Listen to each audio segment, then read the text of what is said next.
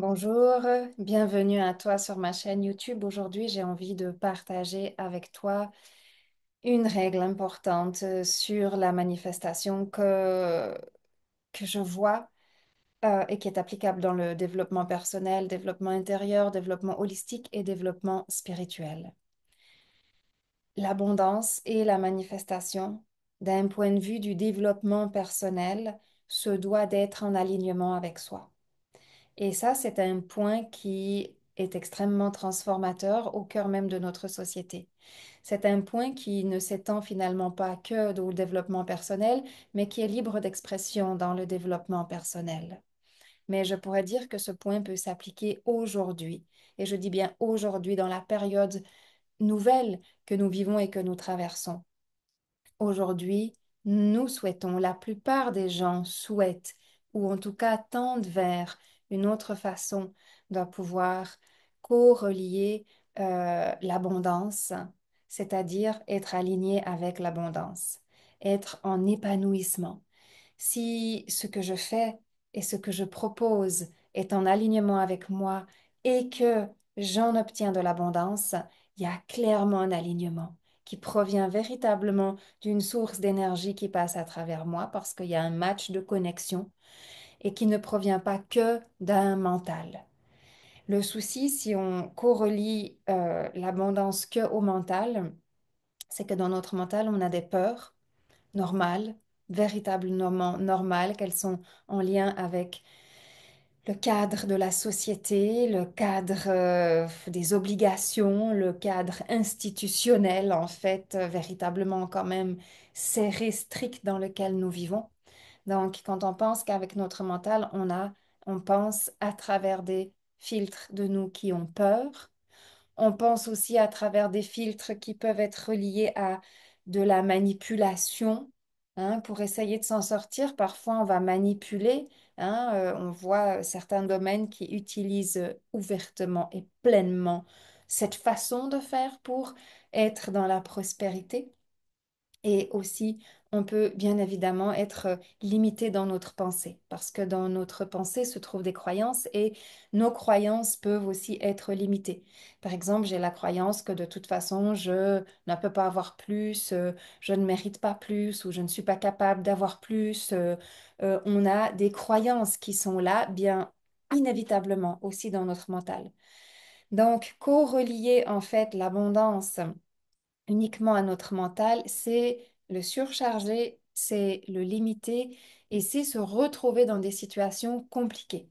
Parce que on va se retrouver dans des situations de peur, dans les situations limitées et dans les situations de la société qui en fait nous enferment dans le possible et dans l'impossible. Donc ces trois aspects sont véritablement importants à comprendre et à conscientiser pour que vous puissiez connecter en fait l'abondance, le canal d'abondance et le canal de manifestation à un alignement qui va bien évidemment être en lien avec vos croyances parce que vous voulez que votre éthique soit là, mais qui est aussi en lien avec vos valeurs. Et puis là, c'est l'espace du cœur et donc c'est l'espace émotionnel. Vous souhaitez une abondance qui est aussi en lien avec vos propres valeurs et en lien avec vos pieds, c'est-à-dire avec la terre, parce que cet alignement, vous le voulez cohérent, vous le voulez véritable, vous voulez qu'il se manifeste pleinement dans votre réalité. Hein, donc, on a trois points importants d'alignement euh, pour être en lien avec l'abondance. Dans ces trois points, vous allez peut-être pouvoir faire ressortir déjà des peurs, des craintes, parce qu'on traverse deux espaces extrêmement importants et puissants chez l'humain, c'est son mental, sa façon de voir, son ouverture d'esprit et ses croyances, ses émotions au niveau de son cœur, au niveau de ses ouvertures, qu'est-ce que je ressens. Et dans les émotions, il peut y avoir beaucoup de blocages par rapport à l'abondance, parce qu'on peut avoir de la peur, de l'angoisse, des crises d'angoisse, le souffle coupé, la mémoire de mauvais moments qui ont été vécus, hein. L'émotionnel traverse le temps et l'espace.